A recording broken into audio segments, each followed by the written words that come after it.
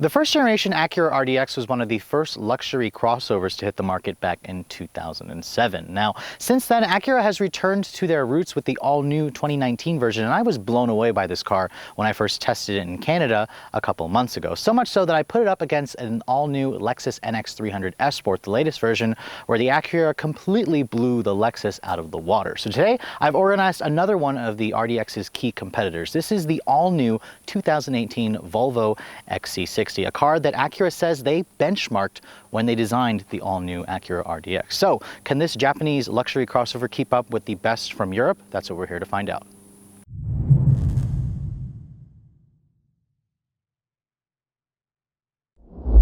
So although the Volvo XC60 may not be the first European crossover that comes to mind, you guys can't deny the fact that Volvo really knocked it out of the park with this all-new second generation. When I first drove it, I was blown away with the styling, with the interior, with the way it drives. So for this comparison, I wanted to put the Acura against the Volvo because it's also equally new. And really the BMW, the Mercedes, while the BMW is definitely new for 2018, it doesn't look all that new. It doesn't really have all that groundbreaking stuff. So with Volvo showing us the all-new XC60 for 2018, you can really see the differences in the look. Let's talk about the Volvo first in the styling department compared to the Acura. You can see it's an elegant looking crossover. It'll look new for years to come, and it has all the traditional Volvo styling elements here. It's got the full LED headlights with the Thor's hammer daytime running light. It's got an LED turn signal.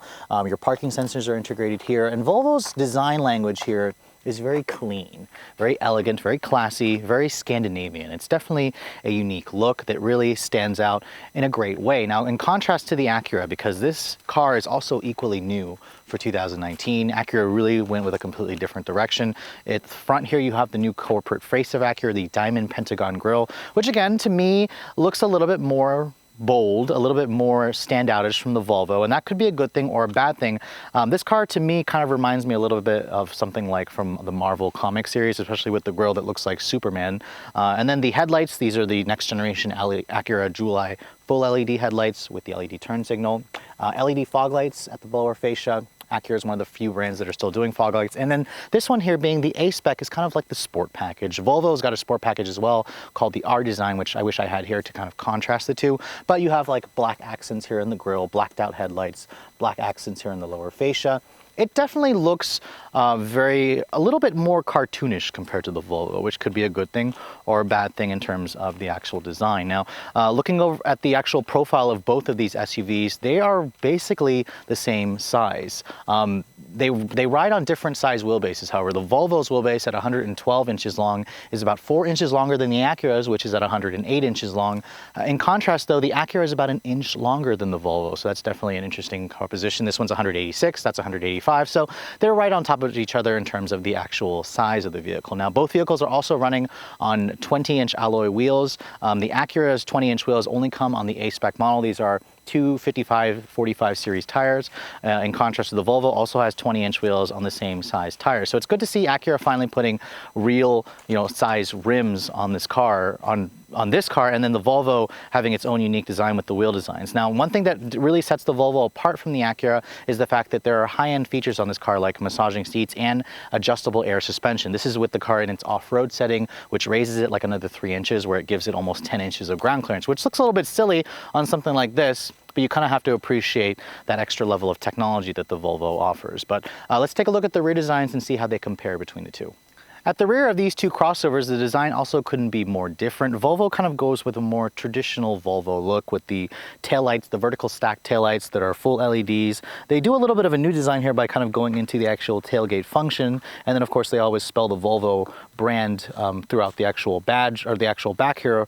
And the T8 models gives you the rear dual exhaust with the chrome finishers. You can also spec in a quad exhaust finisher, which is kind of just like a piece that separates the exhaust, which is like part of a $1,000 sport appearance package that Volvo offers from the factory. I mean, overall, I think the Volvo's look is pretty handsome and instantly recognizable as a Volvo. Now, in contrast with the Acura, this is an all-new design direction that they kind of went with the RDX compared to the previous generation. Acura calls it their dragon tail rear end with the actual styling. Some people have compared the look of this to like a little lobster or crab claw. The Accord kind of has their own shape with the taillights, a similar shape. And then unlike the Volvo, the taillights are an LED combination. You have LED backup lights, brake lights, and the actual taillight, but the turn signal here is an incandescent bulb, unfortunately, which for some of you that may be a little bit annoying. Luckily, Acura has been returning their exhaust tips here. The A-Spec model has these big, fat, round exhaust tips, which are a little bit bigger than what you get in the actual standard model. And then you have this little rear diffuser look to the lower rear fascia. Now, in terms of the cargo capacity, these two crossovers also couldn't be more equal.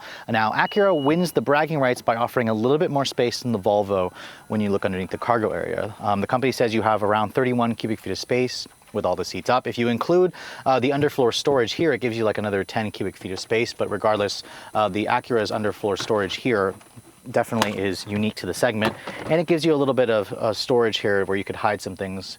Definitely a great feature. Acura typically includes the actual space you got underneath here, so if you fold down all the seats, you get around 79 cubic feet of space, but if you take away that under storage, it's like 66. Now, in contrast with the Volvo, which I found the power tailgate opens very quickly, a little bit quicker than the Acura's. This is around 28 cubic feet of space, so it's not really far off. The space itself is also nicely finished. There's a really nice metal trim here, right there, just like the Acura. And then under here, because this one's the T8, the floor is a little bit higher, and then you get the charger here for the standard 120. Now, if you fold down the seats, Volvo says you get around 65 cubic feet of space. So again, a little bit less than the Acura, but these two crossovers here actually have one of the biggest rear cargo areas in the segment. So looking at the interior of these two vehicles, I'm going to start with the Volvo because this to me is considered the class standard in terms of luxury, in terms of quality, in terms of technology. Volvo really just knocked it out of the park. Now, first of all, when you first get inside the vehicle, you're going to notice that the key fob literally matches the leather that you've got on the insides, and it also has really nice metal buttons on the side. It's a nice feeling key. It looks expensive, and it reminds you that this car is just special. It's Swedish, so it's not like any other brand really. And to start it up, unlike most cars, you actually have a little toggle wheel that you turn to the right with your foot on the brake, and that will turn on all the electronics. Remember, this one is the T8 plug-in hybrid, so it doesn't have a traditional engine starter noise like other cars. But turning the vehicle on, you're gonna notice quite a few things with the Volvo. First of all, it's kind of overwhelming at times. Now, I've shown you guys basically a full overview of this interior when I reviewed the T8 by itself, so I'm not gonna go too much in depth with this. This is just gonna be kind of a comprehensive overview. But just know that you'll have features like a full LCD display because this is the fully loaded inscription model. You have the 10-inch Volvo Sensus Connect infotainment system, which literally is the opposite orientation of what you find in the Acura, where it kind of reminds you of a Tesla. This is the home screen here where you have all your different, usual sources, your phone, satellite radio. You have Android Auto and Apple CarPlay in this car, which is important. You really expect a feature like that. And then when you look at the actual graphics of this car, the map display, I mean, check this out. It's a beautiful looking display with great graphics. It looks modern. It also works relatively quickly. I will say that this system has definitely gotten criticism for being slow at times, but this particular one that I'm driving definitely has been working a lot faster. It has a little home button here where you can kind of bring up the actual home display whenever you guys need to just go back to the home display. Now, in terms of the rest of the material, I mean, check out the soft stitched leather here. You have the matte finish wood. It's all soft touch here. The glove compartment here is actually hard touch plastic, which surprised me.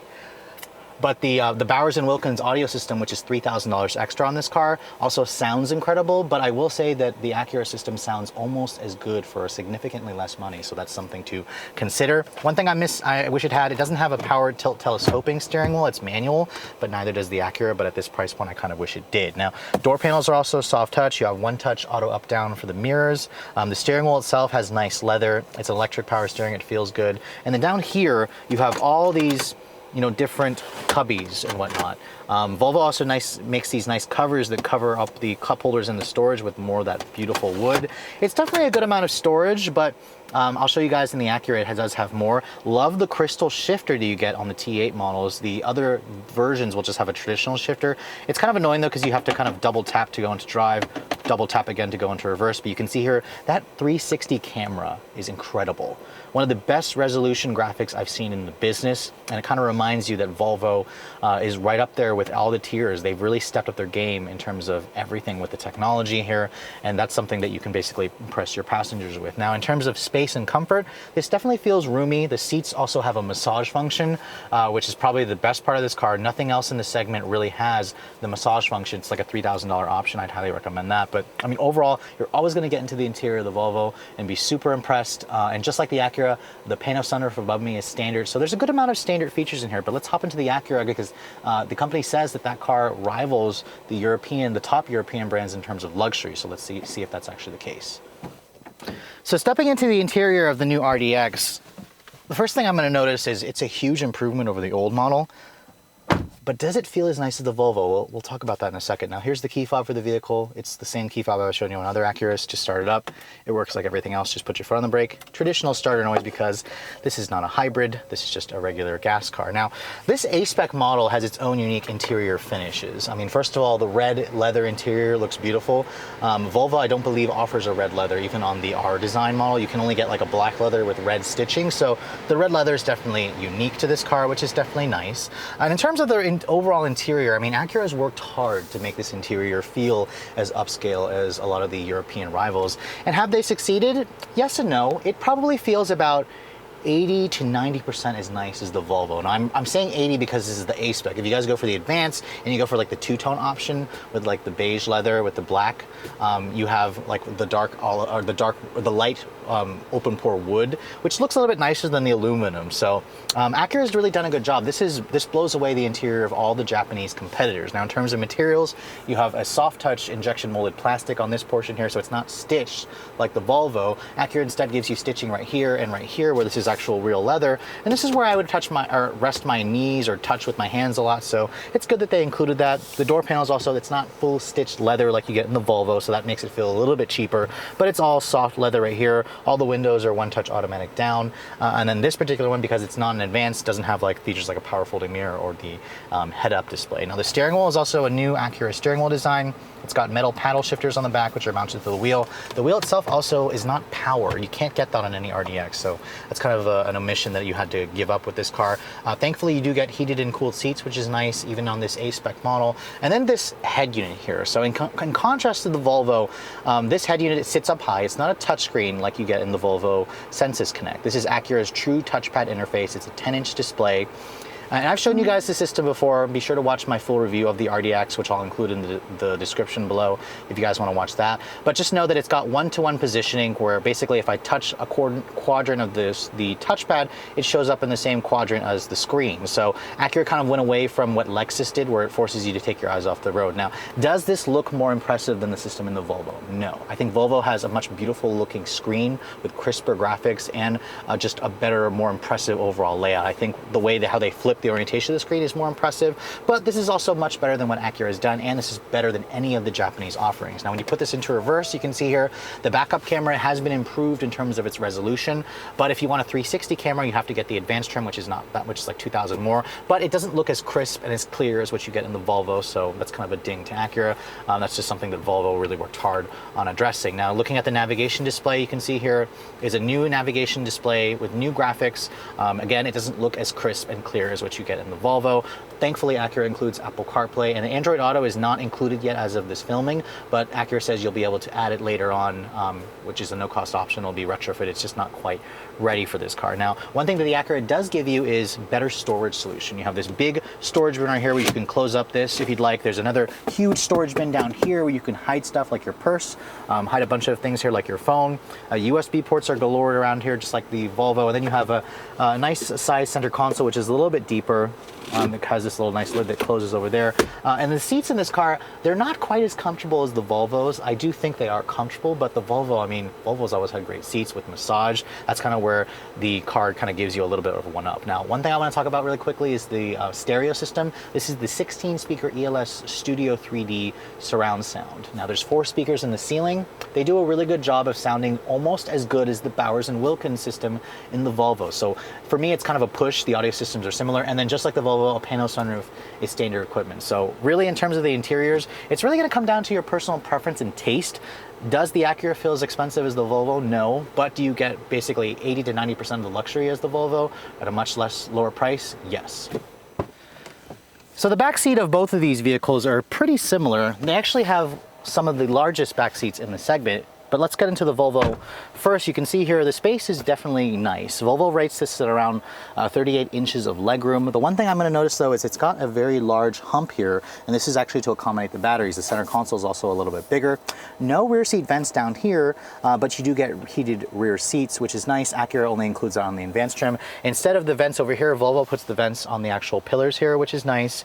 You have a good amount of legroom. I'm pretty comfortable back here. Good headroom, lots of light that comes in through the panoramic sunroof. And then down here you have a little armrest that folds down. It gives you cup holders. So overall the back seat is nice, but just remember that if you want to put a third person here in the middle, it's going to be a little bit of a tight squeeze. So in contrast to the Volvo, the back seat of the Acura is a little bit more spacious by about an inch of legroom.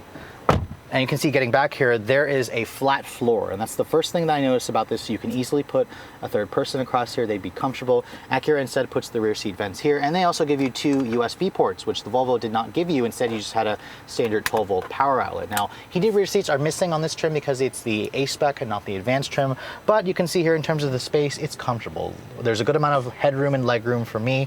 There's a nice armrest here that folds down with 2 cup holders. And to me, the doors, I also noticed they opened up a little bit wider, which would make it easier for, you know, somebody to put like a child seat in here if you need a little bit of extra space. But overall, the back seats for these cars, the Acura wins by just a teeny tiny margin.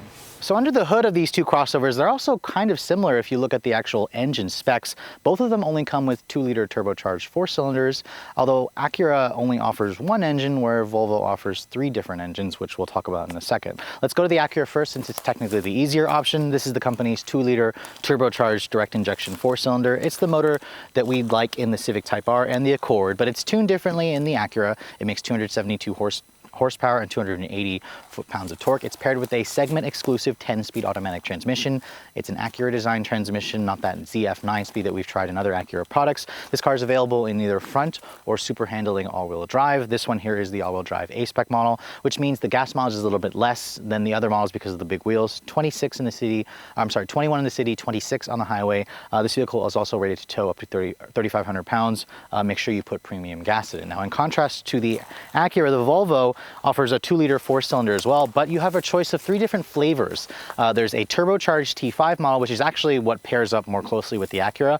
A T6 model, which is turbocharged and supercharged. It makes 316 horsepower instead of 250 in the T5. And then this one here is the Mac Daddy. It's the T8, so it's turbocharged, supercharged, and it has an electric motor that drives the front and the rear wheels to give you all-wheel drive. This one produces a pretty impressive 400 horsepower and 472 pound-feet of torque. Now, the T8 model is arguably, honestly, doesn't compete with the one that I have there, but we're going to talk about, you know, mostly the T5 when we talk about the driving dynamics. But this vehicle combination gives you about 18 miles of range on electric only, and then it's rated to get 26 mpg, which is like 3 more than what you get in the gas model. Now, because of all the batteries, it's heavy. This thing weighs around 4,800 pounds. It all goes out through an 8-speed automatic, so 2 gears less than the Acura. So let's get out on the road and see how these 2 crossovers drive, shall we? So the first thing I want to say is this T8 model does not compare with the Acura RDX. I mean, come on, this thing has 400 horsepower. It has 3 forms of propulsion, from, you know, an electric motor to a turbocharged to a supercharger and then the gas. It's just a crazy, crazy car. However, for this actual driving portion, I'm going to focus primarily on the way the XC60 handles, the way it rides, the way it brakes, the way it steers, and try not to focus too much on the powertrain, since this thing will obviously blow the RDX out of the water in terms of acceleration. Oh, Jesus.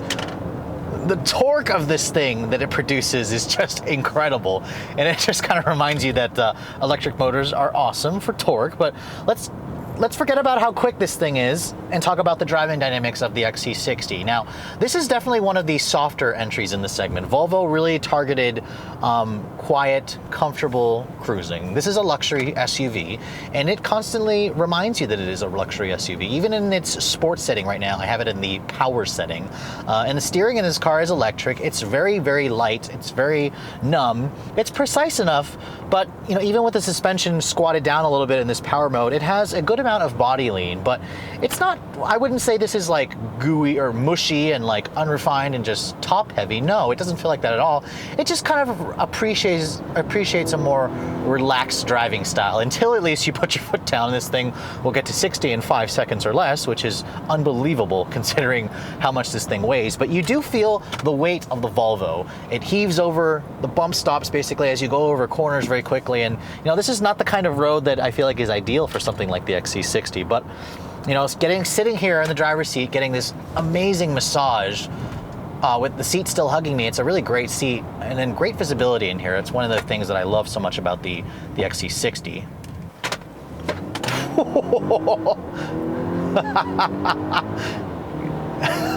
Not much in terms of engine noise too. The engine is pretty refined, pretty quiet, doesn't really make that much in terms of noise. And this car also rides really well, is really quiet, very little road, very little wind noise, good visibility as well.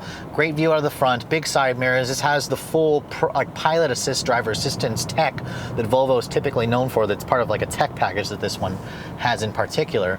But really, the overall ambience of the XC60, it just feels special. It feels unique. This is a Scandinavian car, and it constantly reminds you that you bought something a little bit different than your neighbor's car. And that's the one thing that I've always appreciated about Volvos. And really, anybody who gets into the XC60 will really just appreciate the overall car and how it feels. It's an incredibly smooth, quiet, luxurious car that just makes you forget about, you know, the terrors of the outside world, and you just kind of forget about everything. You had a bad day at work, turn on the massage, sit in this car, relax, you know, enjoy everything about it. You know, it feels like you paid like a lot of money for this car, and you did pay a lot of money, but I will say that the interior of this car would easily feel at home in something with a 6-figure price tag easily.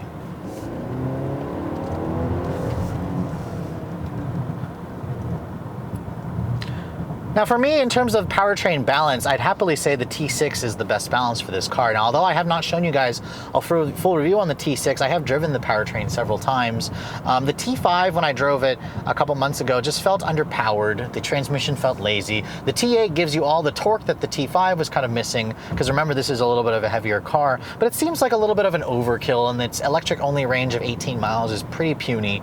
So really, if you only have a super short commute, does it really work for you? So if you guys have the extra money, the T6 with its 316 horsepower would really fit the bill. But let's jump into the RDX and see how it actually feels in comparison with the new Volvo SUV.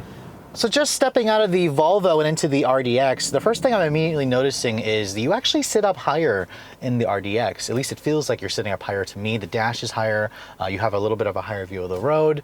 But let's put the RDX here into its Sports Plus setting, which it's already in, and see how it feels in comparison to the Volvo. Whew.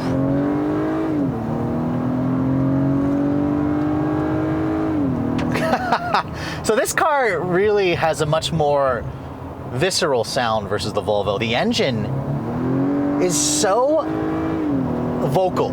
It is not thrashy or loud by any means. It just makes itself very much known. The Volvo's 2-liter turbo in comparison just sounds like a vacuum cleaner. It makes no noise whatsoever, and that can be annoying, but what the Volvo does give you is plenty of low-end torque, especially that T8 model, which I'm going to not compare the two in terms of acceleration, but in terms of the base engine in the RDX, this thing still very much impresses. This is very much in line with the last Stelvio TI that I drove. The engine just has so much character, lots of pull. It pulls all the way to its near 7,000 RPM Redline, and the 10-speed transmission in this car is so good at holding gears. I'm impressed. I'm really impressed. The RDX is easily one of the sportiest offerings in the segment. The one thing I wish the A-Spec model had was the adaptive dampers that you get in the advanced trim, because you have the stickier wheels and tires in this car, just the more aggressive look overall. I just wish it had the actual adaptive dampers to kind of go with the actual, you know, upgrades that you have to the look of this car. But let's floor it from a stop here and see how it feels. A little soft. Great transmission, just really quick shifts. Responsive, a little bit of lag off the line. You do have to brake torque this car. The Volvo, of course, has some lag as well, even though that's the T8 model with all of the hybrid Tecri and electric motor components, but man, what a joy. You just didn't expect you know, these crossovers to drive like sedans, but they really are starting to drive like sedans. I really appreciate the Acura for its sharper steering, its heavier steering dynamics, its, you know, vocal engine, its quick shifting transmission.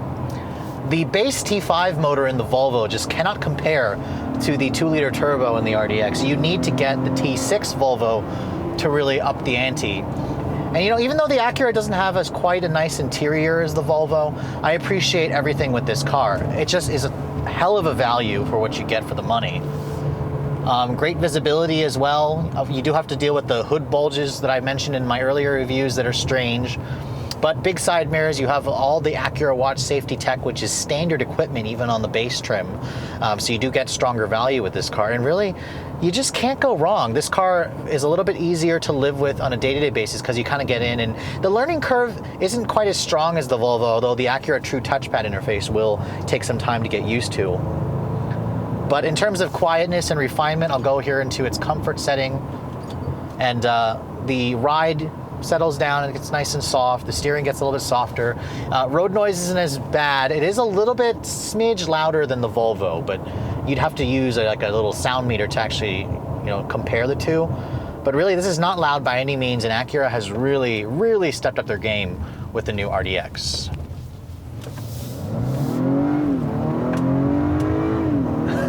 And the super handling all-wheel drive in this car also does a really good job of the torque vectoring. This is one of the cars where you can literally put your foot down in a corner and watch the little display here show it send power to the outside rear wheel to kind of help rotate you around corners. Now, most owners are never going to drive the car the way I'm driving it, unless you're, you know, you just drive like a jerk all the time or you're an enthusiast, but really, it's impressive. Acura has really made the new RDX such a joy to drive for a crossover.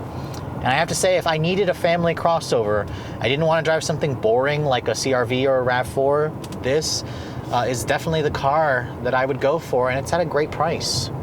So at the end of the day, these two crossovers couldn't be more different. Despite their similar dimensions, they deliver luxury, technology, and performance in two completely different ways. Now, first of all, I'm going to go on record and say that you cannot compare the T8 to that 2-liter 4-cylinder RDX. Thankfully, Volvo offers a T5 and a T6, which can be compared to the RDX. So I'm going to focus on those two with deciding a winner between these two. Now, as you guys saw from the video, the Volvo is the more luxury-oriented model. This car has a much softer, more controlled ride. It's got way more technology with the massaging seats, with the adaptive air suspension, and it's got an infotainment system and an interior that is still nicer than the Acura's, despite Acura's claim of saying this is now as nice as the Volvo. Now, in contrast, the RDX is one of the best values in the luxury segment, and it delivers a lot in terms of that value. You have really sporty driving dynamics with a nice refined control ride quality, a roomy, spacious cabin with lots of storage. It's an immensely practical car, and its base engine, a 2-liter turbocharged 4-cylinder, is far superior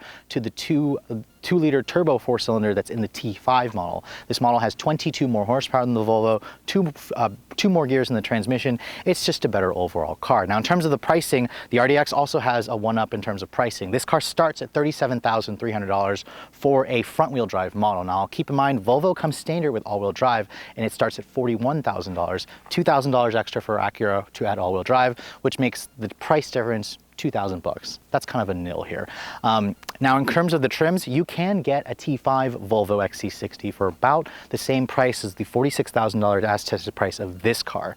And at that point, I actually would rather go for the Acura because I do not like the T5 in this particular car. I drove it when I was at the media drive for this car in Canada. I found the powertrain sluggish. It felt underpowered. The transmission was lazy. This is just a better transmission. However, I will say that you can get a T6 XC60, which has 316 horsepower. It's a lot quicker, and it has that nicer interior for pretty similar money to an advanced trim of this car. In all reality, you're probably going to spend about $5,000 more for the XC60 in the T6 trim, and I would happily go that route any day just to get the, you know, nicer seats, the better interior quality, the more impressive technology, and of course, you know, the the uniqueness with this car. Now, that's not to say the Acura is not unique. In fact, I would happily recommend this to somebody who's on a budget and wants a lot of value for money that needs something immensely practical. So in terms of the actual winner here, I'm gonna do a cop out. I'm not actually gonna pick a winner because these two can't be compared. So it really depends on how much you're willing to spend and what your needs are. If you are okay with just a base engine, a 2-liter turbo 4-cylinder,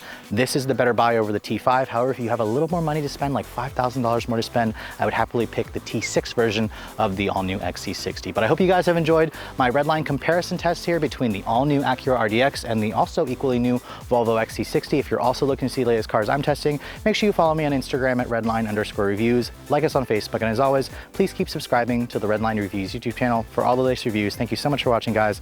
I'll catch you all in the next video.